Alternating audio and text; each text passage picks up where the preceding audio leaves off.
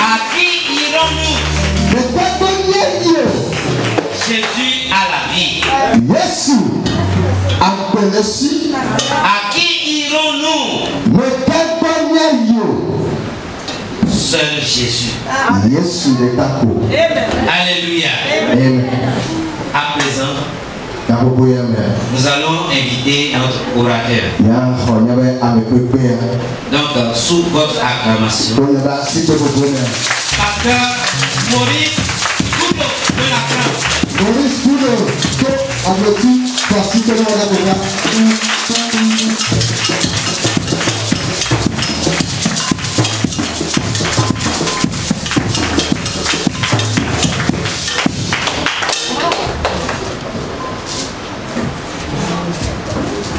Soyez bénis.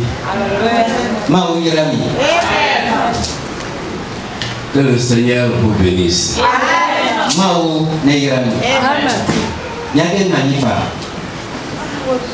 À qui irons-nous?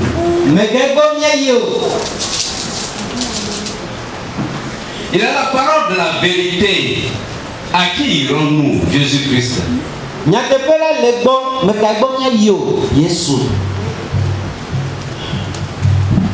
Je vous remercie. Nous allons donc rentrer dans le vif du sujet.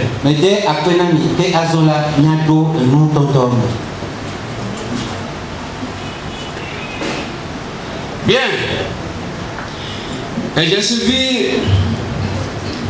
les différentes réponses des deux groupes.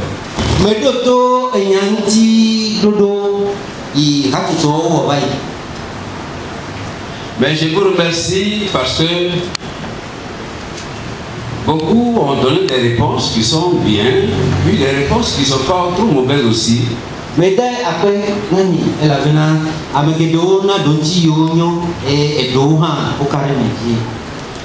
Mais tout a besoin de la clarté biblique.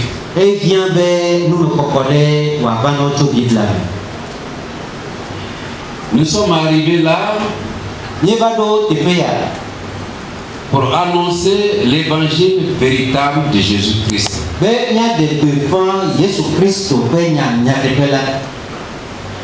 Parce que depuis la France, depuis sur l'internet, sur tout ce que nous voyons dans le monde,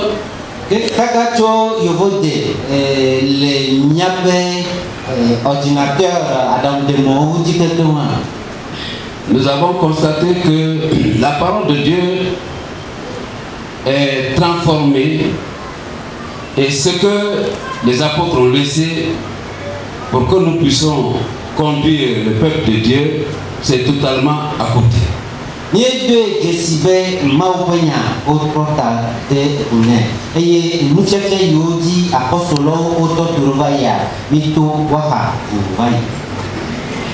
Alors, c'est très délicat parce qu'on va à l'église pour chercher le salut de son âme.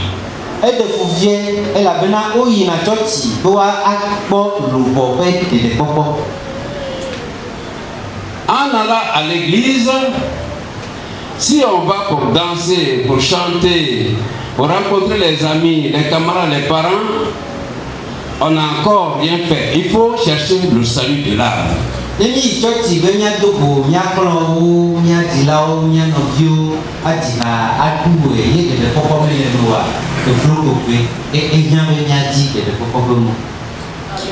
Suivant les visions que nous avons,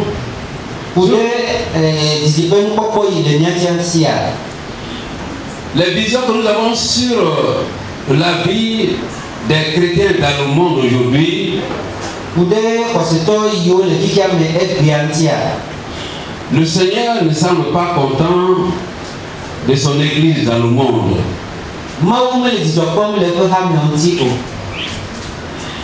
Le Seigneur ne semble pas content de son église dans le monde parce que il remarque que l'évangile prêché qu'il a laissé aux apôtres n'est pas prêché aujourd'hui comme ça devrait être prêché.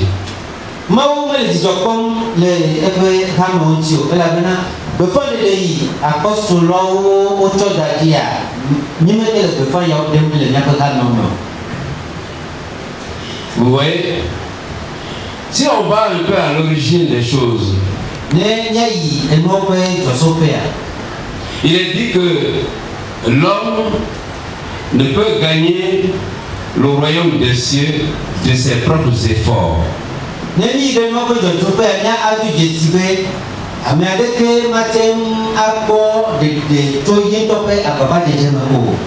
Parce que l'homme est pécheur depuis Adam et Ève.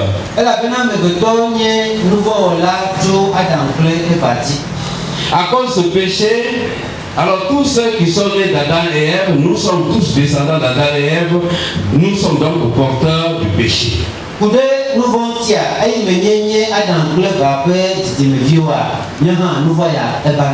L'apôtre Paul dira, tous seront péchés, sont privés de la gloire de Dieu.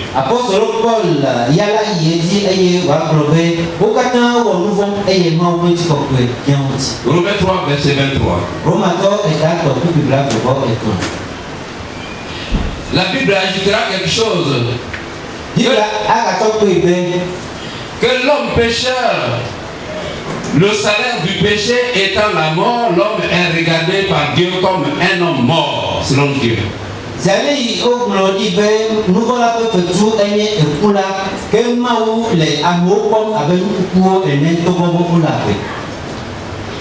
L'homme est regardé comme un homme mort, Romains 6, verset 23.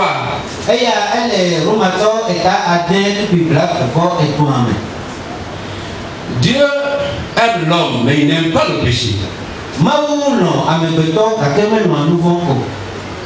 Dieu va faire venir un sauveur qui va sauver les hommes du péché, de la condamnation éternelle.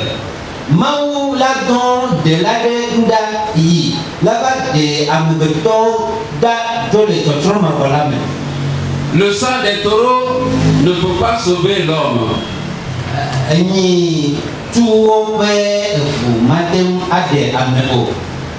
Le sang des taureaux ne pourra pas sauver l'homme. C'est le sang de Jésus-Christ qui pourrait sauver l'homme, parce que c'est lui seul sur la terre qui n'a jamais connu le péché.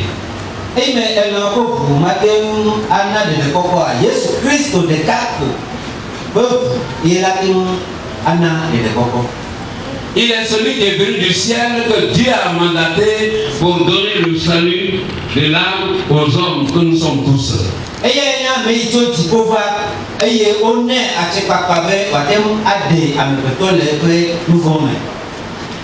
Qu'est-ce que nous constatons autour de nous? On va dire que recevez Jésus, alors faites des bonnes œuvres, ayez une bonne conduite, faites tout ce qui est bien devant Dieu pour que vous soyez sauvés.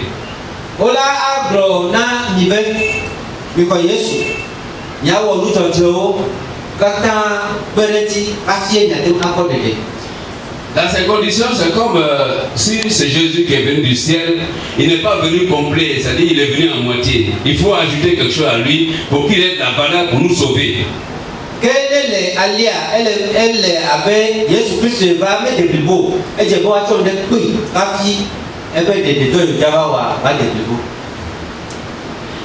Oh, c'est pas ça. La Bible dit que ce n'est pas ça. Les apôtres disent que ce n'est pas ça. Moi, je dis que ce n'est pas ça. Les frères qui sont avec moi disent que ce n'est pas ça.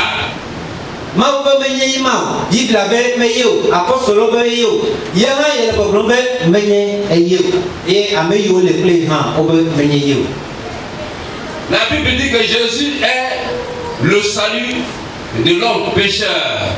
Il est le seul fondement de l'église sur la terre ici.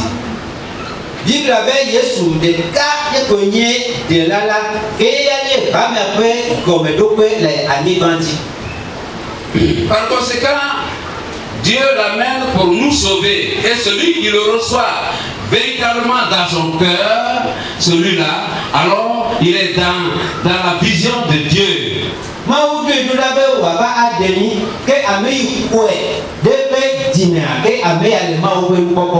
Celui qui reçoit Jésus dans son cœur, il est dans la vision de Jésus-Christ lui-même.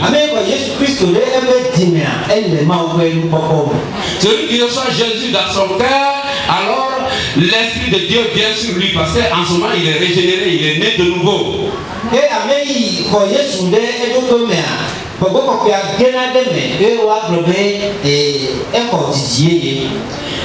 L'Esprit de Dieu qui vient sur lui, la Bible dit qu'il est scellé du Saint-Esprit. Éphésiens 1, verset 13.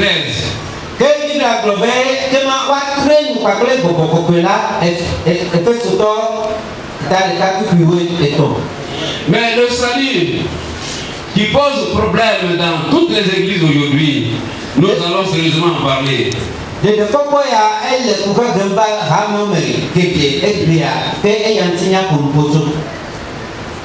Lorsque vous recevez Jésus véritablement dans votre cœur, vous avez le salut de l'âme.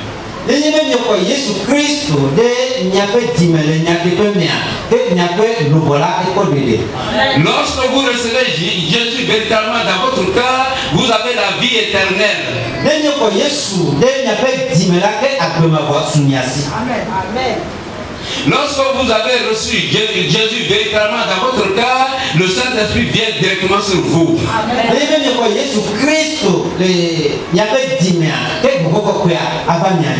Mais la sécurité de ce salut-là que vous avez reçu en Jésus-Christ, la sécurité est là.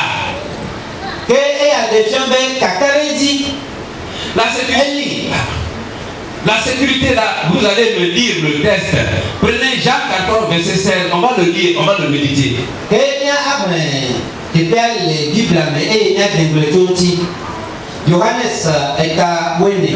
Que quelqu'un prenne la Bible pour lire ce verset là. Jacques 14, verset 16. Johannes est à Wene, Bukwe Ade. Nyanua, Johannes Nyanua.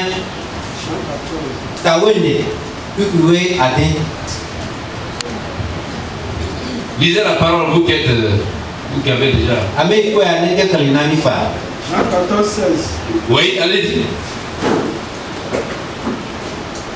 Et moi, je prierai le Père et vous donnera un autre consolateur, afin qu'il demeure éternellement avec vous. Amen. Amen. Amen. Acclamez la parole de Dieu. Acclamez la sécurité du salut de l'âme. Acclamez la sécurité du salut de l'âme. La sécurité du salut de l'âme, c'est là. C'est ça la sécurité du salut de l'âme. C'est ce qui fait qu'on ne perdra pas le salut de l'âme. Amen. La Bible dit, le Seigneur parle, Jésus. Il dit, j'ai prié le Père pour vous donner notre consolateur, l'Esprit Saint, l'Esprit de vérité, qui va demeurer sur vous éternellement.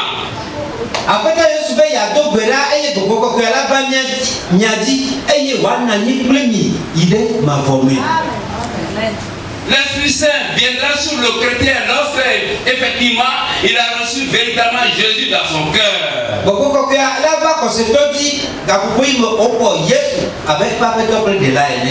Et à partir de ce moment, si l'Esprit Saint est en vous, la Bible dit que l'Esprit Saint, c'est la troisième personne de la Trinité.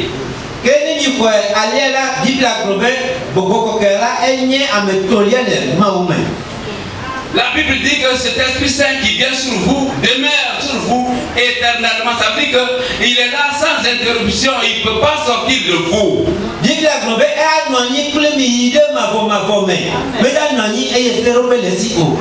La présence du Saint-Esprit dans le croyant, c'est ce qu'on appelle le salut. La présence du Saint-Esprit dans le croyant, c'est ce qu'on appelle la vie éternelle. Amen.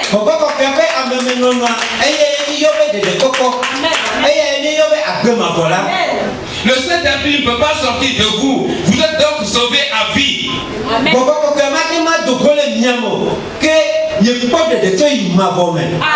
Vous êtes sauvés à vie. Il vous appartient maintenant pour que vous puissiez faire votre participation parce que Dieu vous a donne le salut gratuitement. Vous devez participer, c'est ce qu'on appelle les bonnes œuvres que vous allez faire après.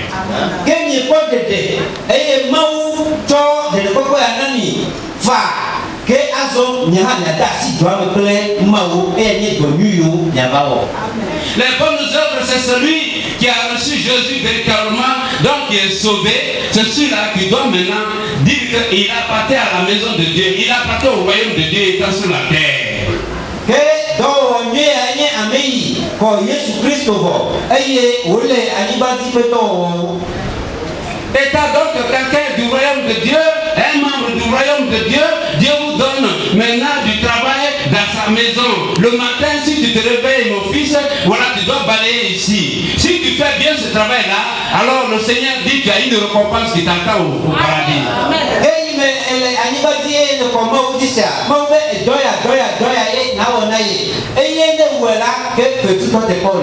Alléluia. Le Seigneur ne dira pas que parce que tu n'as pas balayé ici, alors je t'arrache mon salut. L'Esprit de Dieu est sur vous, il ne peut pas arracher le salut. Alléluia.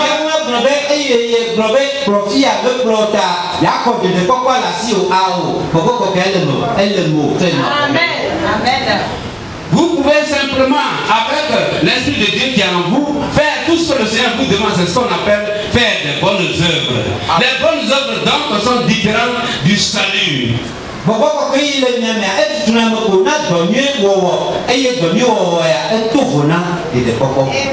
dirait donc, comme on l'appelle, si vous recevez Jésus, alors c'est pour avoir la vie éternelle, c'est pour avoir le salut.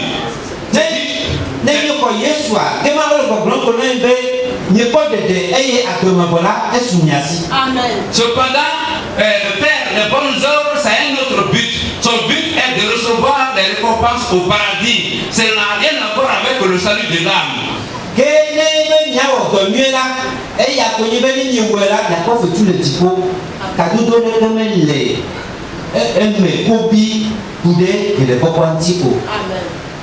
Donc, vous comprenez bien que on ne peut pas vous dire que si tu as Jésus, que tu te comportes mal, que tu n'as pas une bonne vie, tu n'as pas un bon comportement, tu ne payes pas la dîme, tu ne seras pas sauvé. C'est un faux message.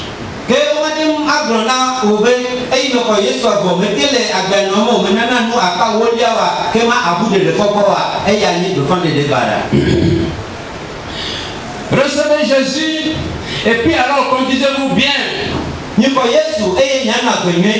Respectez les 10 commandements de Dieu, faites le baptême.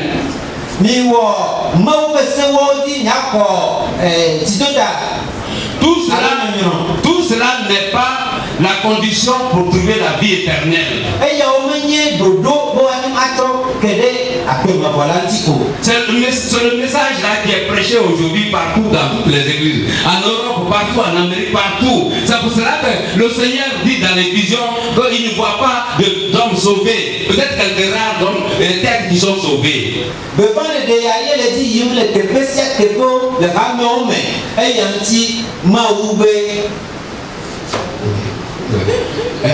Alors, comprenez donc ce salut-là, ce n'est pas en disant on reçoit Jésus et puis on fait de bonnes œuvres et alors, ou bien on entretient le salut, c'est là qu'on peut le garder. Ça n'a rien à voir. Je donne maintenant les réponses de ce dont vous avez dit tout à l'heure. Mais le deuxième nom, n'y a eu que de ne pas quoi, de nous, de te mettre un petit peu. Voilà. Donc, j'aimerais bien sur le fait que Jésus seul nous donne le salut. Si vous avez reçu Jésus, vous êtes donc sauvés, vous êtes nés de nouveau, vous êtes régénérés. Dieu vous demande maintenant d'avoir une nouvelle vie, changer de vie, hein? Marcher selon les voies de Dieu maintenant. Ce sont les bonnes œuvres ça.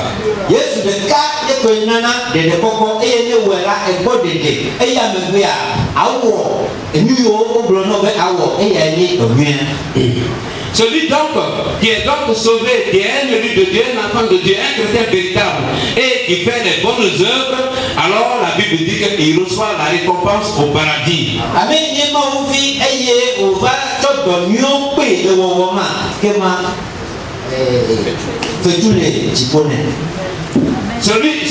Celui-là comment on l'appelle, qui fait les bonnes œuvres après avoir reçu le salut, alors la Bible dit il reçoit les récompenses. Et ces récompenses, je vais vous donner les versets pour dire que ce que j'ai dit, ce n'est pas moi qui le dis, c'est la Bible qui le dit. Amen. Amen. Donc, les Yesu koko meguya, et y a rien que tout amènera pour le diplôme. Mais il y a le glomo, il y a le glomo, et à son moment, il y a Vous allez donc prendre, pour reconnaître les récompenses, vous allez prendre 1 Corinthiens 3, verset 14. Kude fait tout tia, nyanglo de payo et nyangwe. Corinthiens 3, banto. 1 Corinthiens 3, verset 14. Corinthiens 3, banto, et tato, puis et nelia. Deuxièmement, Matthieu 5, verset 12. Et velia, Matthéo, et ta atom, puis ouais. Troisièmement, Psaume 58, verset 11. Et tolia, Salomon, la tombe et ni, puis ouais. Quatrièmement, Matthieu 10, verset 42. Matthéo, et ta et wo, puis blanc, et voix, et fait. On va s'arrêter sur le suivant. Luc 19, verset 17. On va s'arrêter là. Luca est à chacun, puis Luc 19. Luc 19, verset 17. Puis, oui, adresse. Voilà. Alors, donc, c'est dire que celui qui est déjà sauvé et qui marche bien, c'est-à-dire qui fait les bonnes œuvres, qui a une bonne conduite, voilà ce que Dieu lui réserve au paradis. Et il y a beaucoup de gens qui Jésus Christ voit. Et lui, il m'a donné du bon d'Alinia. Et il y a mais le chrétien, donc le véritable chrétien qui a reçu Jésus et qui ne fait pas ces bonnes œuvres-là, alors lui, il perd la récompense au paradis. Mais il a sa vie éternelle, il a son salut. C'est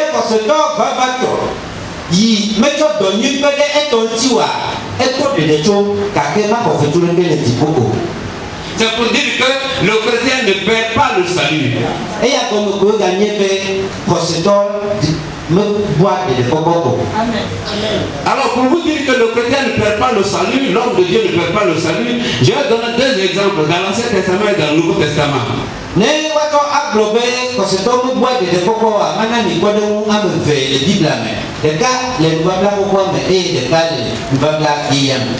Nous allons prendre l'exemple de Moïse.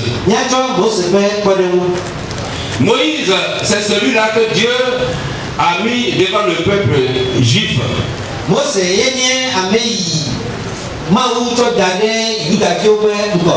Et Moïse, lorsqu'il a sorti le peuple juif de l'Égypte, alors ils sont arrivés dans le désert et le peuple juif avait soif.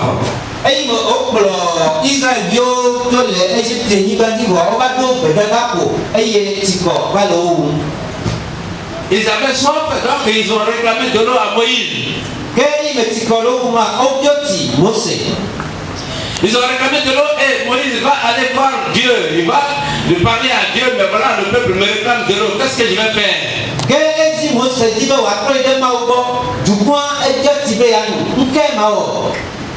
Alors, le Seigneur, Dieu va parler à Moïse. Il va dire à Moïse, dis, prends ta berge à la main, ton bâton à la main, et puis le peuple juif est là, avec ton frère Aaron, avec toi.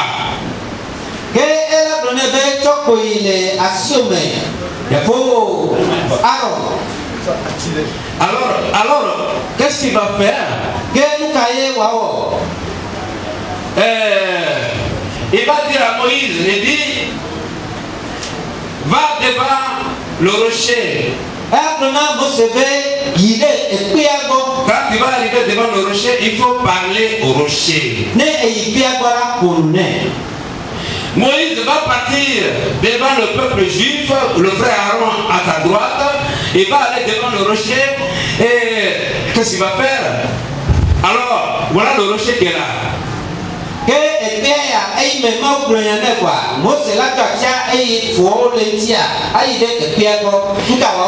Il devrait parler au rocher. Ah, regardez comme ça, il devrait parler au rocher. Qu'est-ce qu'il a fait? Il a frappé deux fois.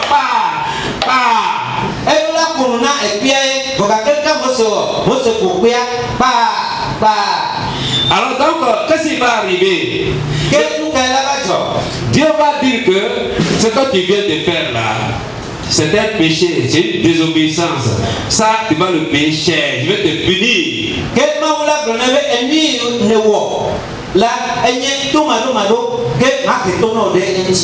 Je vais donner de l'eau au peuple qui a soif, mais toi, tu vas payer ce que tu viens de faire.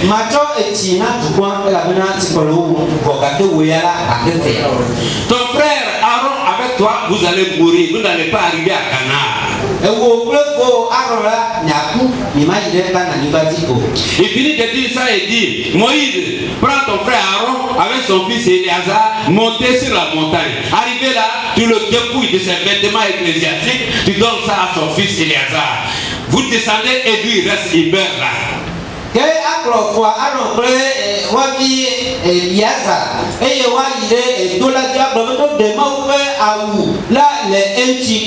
Et quand ils sont descendus, Éléazar et Moïse sont descendus. Aaron est resté sur la montagne, il est mort là-bas. Le peuple juif a pleuré Moïse pendant 30 jours.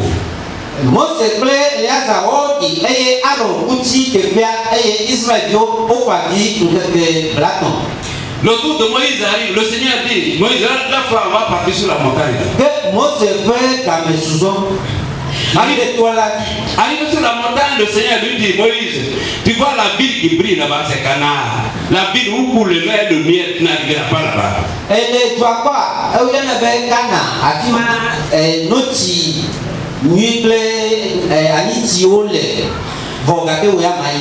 Tu n'arriveras pas là-bas parce que tu m'as désobéi. Devant ce peuple-là, ce peuple que j'ai fait des miracles par ta main. Et puis alors ce peuple a traversé la mer rouge à pied sec. Devant ce peuple, tu me désobéis. À cause de ta désobéissance, tu vas mourir là.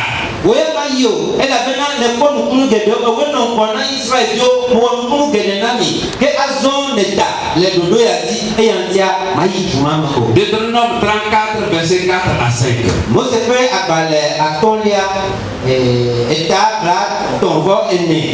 La Bible dit que l'homme de Dieu Moïse mourra sur l'ordre de Dieu.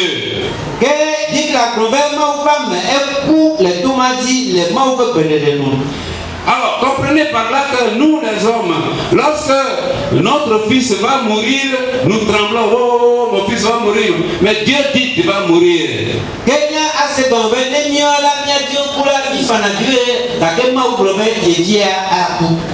Voilà, donc Dieu en faisant mourir Moïse et dit alors vous n'allez, et tu ne vas pas avoir de sépulcre. Tu ne vas pas avoir de sépulcre parce que si tu as un sépulcre, les gens vont venir adorer ce sépulcre-là. Alors tu n'auras pas de sépulcre. Moïse n'a pas de sépulcre.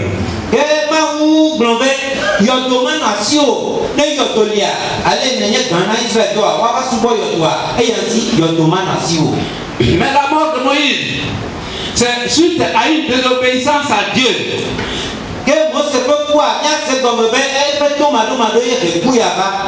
Est-ce que vous allez dire que Moïse qui parlait bouche à bouche avec Dieu, le plus grand prophète des prophètes, celui-là, est-ce que celui-là, il peut perdre son salut?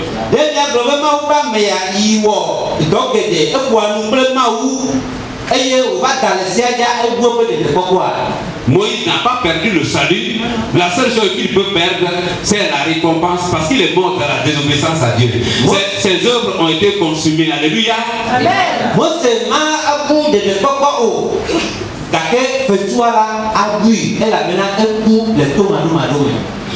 Donc, c'est pour vous dire une bonne fois que le salut, on ne le perd pas. Moïse est mort dans la désobéissance, c'est pour cela qu'il perd la récompense, mais il est sauvé.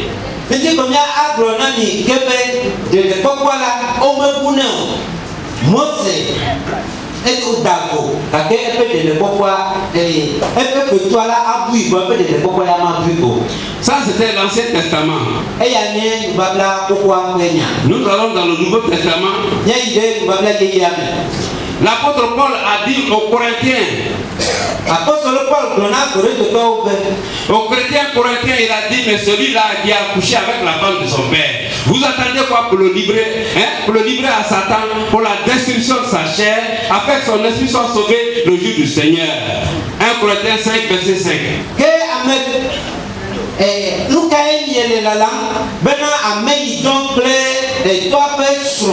match à Sina Santana.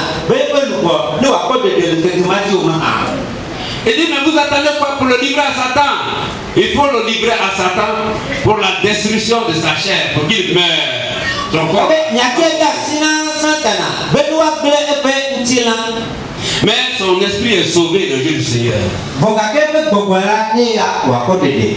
C'est pour simplement dire que le salut, on ne le perd pas parce que l'esprit de Dieu est en vous.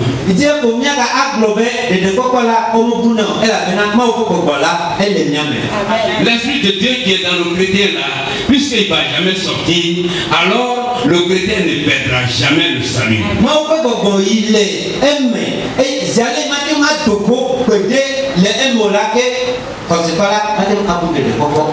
Il faut enlever l'équivoque. Dans l'ancienne alliance, l'esprit sortait du croyant. Saül, l'esprit est sorti de lui. C'était l'ancienne alliance. Dans la nouvelle alliance, c'est pas la même chose.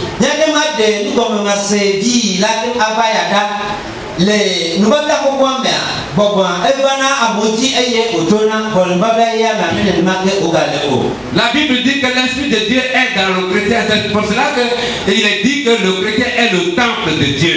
Amen.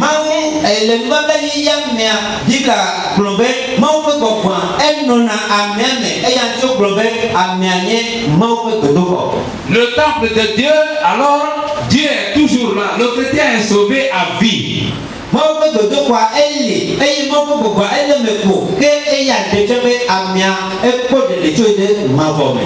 Le chrétien ne peut perdre le salut de l'âme. Il ne peut perdre le salut de l'âme parce que l'esprit de Dieu ne sortira jamais de lui. Il est en lui éternellement. Jean 14, 16.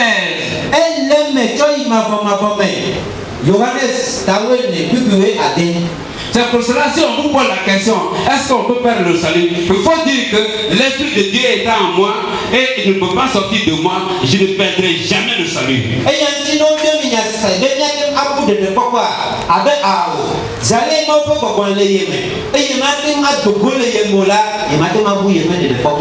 La seule chose que Dieu demande aux chrétiens, aux véritables chrétiens qui ont l'esprit de Dieu en lui, c'est de marcher bien, faire les bonnes œuvres. Si tu fais les bonnes œuvres, tu reçois la récompense au paradis. Tu es déjà sauvé.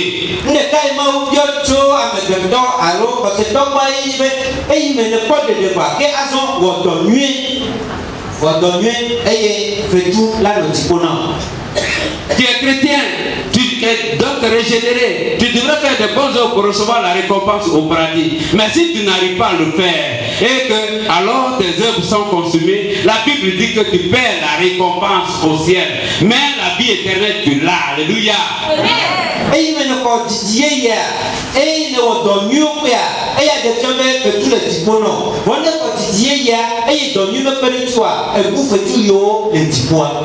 Vous voyez les deux exemples que j'ai donnés sur Moïse et sur le chrétien corintien.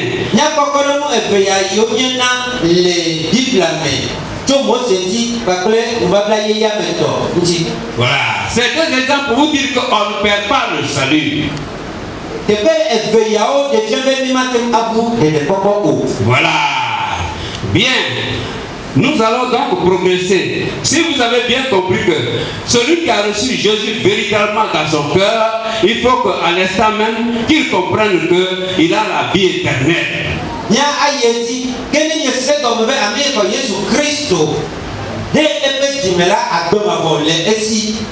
Il a donc le salut de son âme. C'est après maintenant, on lui demandera d'avoir une nouvelle vie, se conduire bien, faire des bonnes œuvres, et en ce moment-là, il attendra à avoir une récompense au paradis.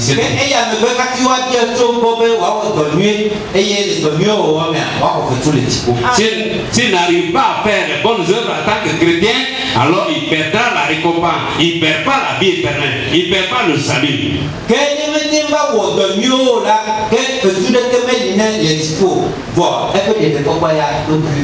Alléluia. Amen. Voilà.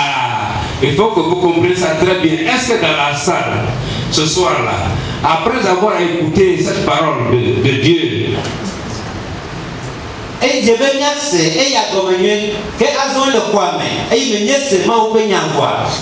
Est-ce que quelqu'un peut dire véritablement du fond de son cœur qu'il a reçu Jésus comme son Seigneur et Sauveur?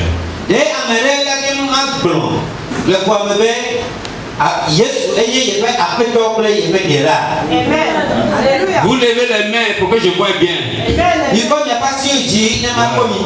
Voilà. Dieu vous bénisse. Dieu vous donne son salut maintenant. Dieu vous donne la vie éternelle maintenant. Le Saint-Esprit de Dieu, l'Esprit de Dieu vient sur vous en même temps.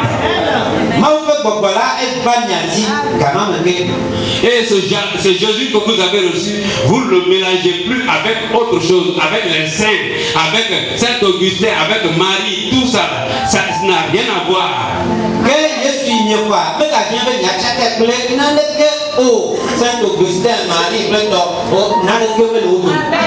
Jésus seul est suffisant pour donner le salut à l'homme pécheur.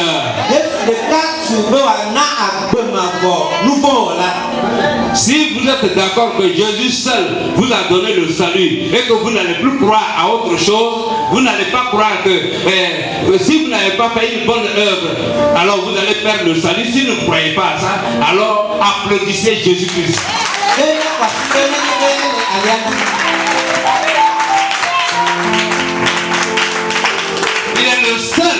Il est le seul sous les cieux. C'est par son nom seul que l'homme devrait trouver le salut de son âme. Voilà.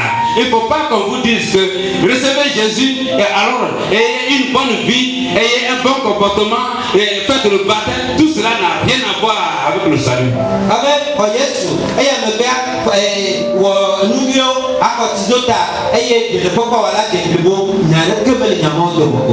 D'ailleurs, puisque ça se trouve dans la Bible, dans Marc 16, verset 16, il est dit que celui qui croira et qui sera baptisé sera sauvé. Alors les gens font la confusion dessus.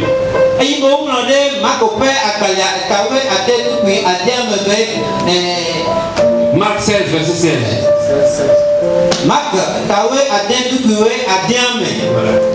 Alors, donc, qu'est-ce qui se passe? Les gens vont dire que si vous avez cru et que vous n'avez pas fait le baptême, vous n'êtes pas sauvé. Là, c'est un faux message parce que là, la Bible dit que l'esprit vivifie, mais la lettre tue. Si on regarde la lettre, alors on va passer à côté du message.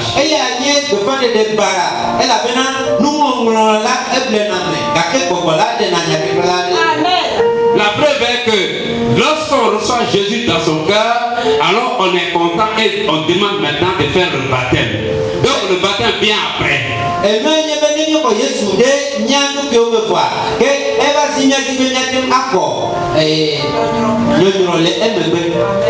Vous pouvez le lire dans Acte 2, verset 41. C'est quand ils ont cru à la parole de Dieu qu'ils ont demandé le baptême, on les a baptisés.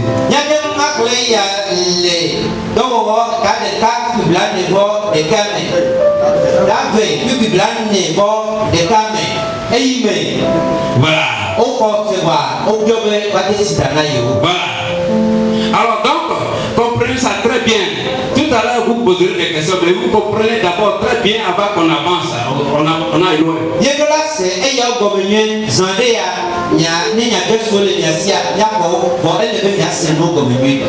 Bien. Maintenant, nous allons passer sur un autre côté. Il y a des gens qui refusent Jésus.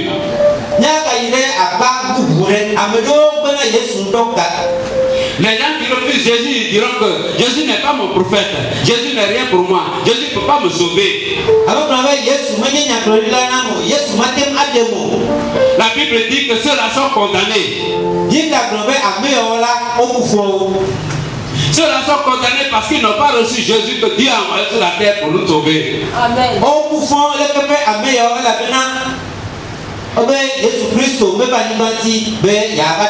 Alléluia. Voilà. Ce qui veut dire que à côté de ceux-là qui sont condamnés parce qu'ils n'ont pas reçu Jésus, il y a d'autres personnes.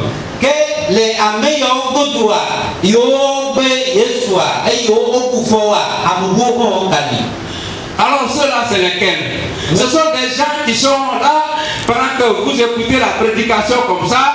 Ceux-là, alors le diable vient, il met la main dans le cœur de certaines personnes, alors et il empêche de croire pour que la personne ne soit pas sauvée.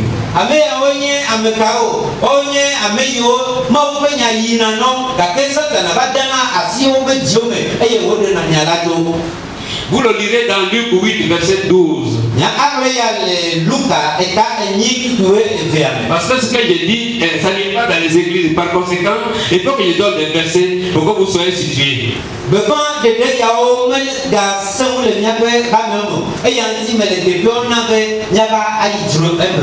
Voilà. Donc ceux-là, ils ne vont pas croire parce que le diable a enlevé la parole dans leur cœur. Ils vivront au milieu des chrétiens tous les jours.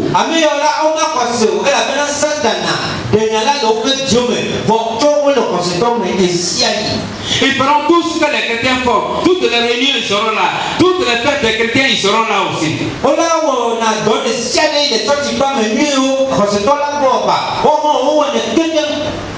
Et ceux-là, ils seront au milieu des chrétiens, mais ils ne vont jamais croire.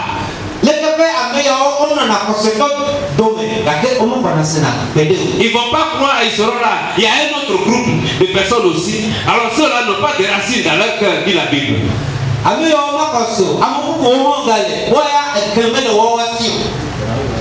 Et ceux-là qui n'ont pas de racines dans leur cœur, qu'est-ce qui se passe lorsque la prédication arrive, comme maintenant là? Alors la prédication arrive sur leur cœur, la parole tombe sur leur cœur, elle ne peut pas s'enraciner. Quand le bois là n'a pas de racines, il tombe.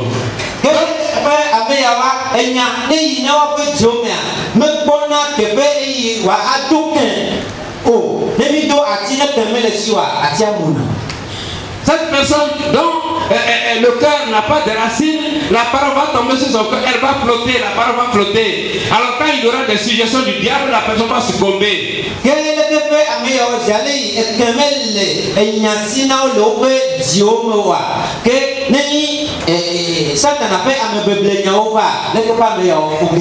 La Bible dit que cette personne ne croira jamais, elle croira pour un temps.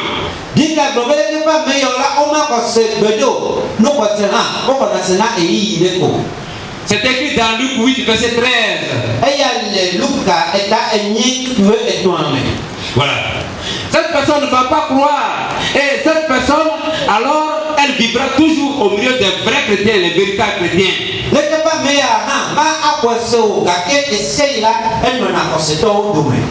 Et c'est ceux-là qui ne croient pas, qui vivent au milieu des chrétiens, que la Bible appelle des apostats.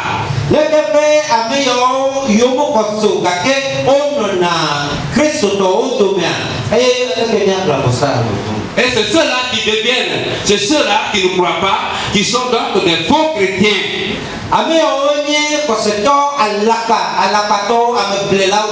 C'est ceux-là qui sont les faux croyants, c'est ceux-là qui deviennent les faux pasteurs, c'est ceux-là qui deviennent les faux prophètes, c'est ceux-là qui deviennent les faux docteurs.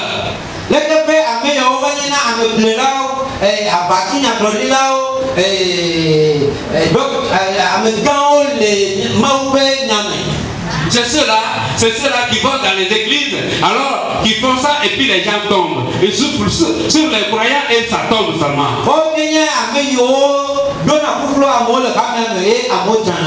Voilà. Alors donc, comprenez que ces gens-là qui ne croient pas mais qui vivent au milieu des chrétiens, alors posent des confusions, la confusion dans la compréhension de ceux qui lisent la Bible.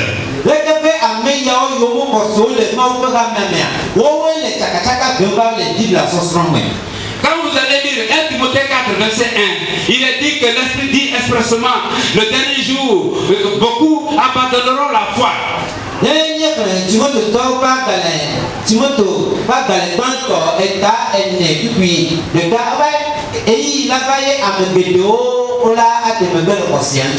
Et quand la Bible dit beaucoup abandonneront la foi, certains abandonneront la foi, ce qui veut dire que les prédicateurs, ceux qui n'ont rien compris, ceux qui n'ont pas cru au message de Jésus, mais qui sont des faux croyants, des faux pasteurs, des faux docteurs, et qui prêchent la parole, vont dire que ce sont les véritables chrétiens qui vont abandonner la foi.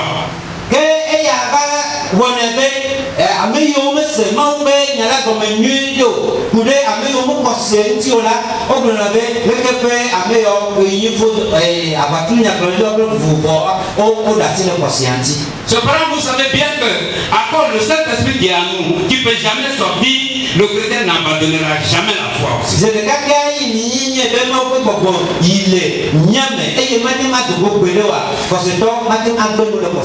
donc, il est question, quand on dit qu'ils abandonnent la foi, il est question de ceux qui sont au milieu des croyants, des chrétiens, et qui n'ont pas cru qu'ils sont là, les enfants du diable qui sont là, c'est ceux-là qui abandonnent le milieu.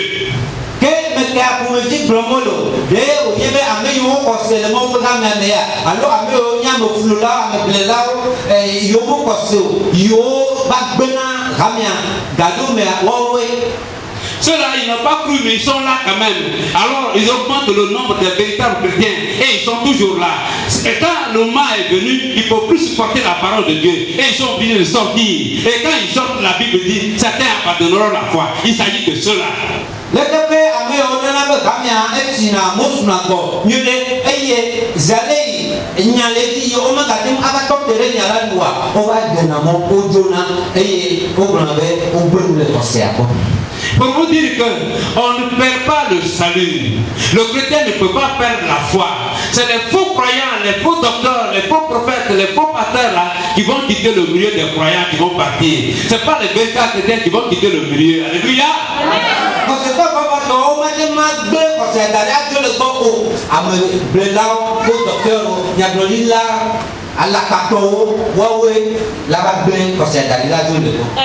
Amen. On va arriver sur un autre sujet, mais le sujet qui met totalement la confusion dans l'esprit des prédicateurs, dans l'esprit des hommes de Dieu même. Jacques 2, verset 26.